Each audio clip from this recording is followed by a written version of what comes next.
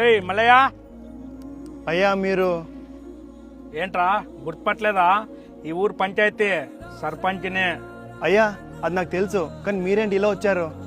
ఏం లేదు, మన ఊర్లో కూరగాయలు మార్కెట్ పెడుతున్నా. నువ్వు పండించే కూరగాయలు మొత్తం నాకే ఇవ్వాలి. బాక్స్కి 200 ఇస్తా.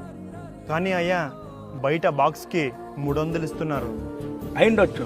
నువ్వు నన్ను కాదని వేరే వాళ్ళకి ఇస్తే ప్రభుత్వం నుంచి వచ్చే ఏ ఒక్క పథకాలు కానీ నీ వరకు రానేను. హ్మ్. నాకు నచ్చకపోతే ఒక చొప్పిన పంటనే నా పొలంలో వేయను. అలాంటిది నువ్వు చొప్పిన రేటుకి నా పంట నీకెలా అమ్ముతాను? మీరు చెప్పినట్టు మేము వినడానికి మీ కింద పనిచేసే లేబర్లు కాదు, రైతులం.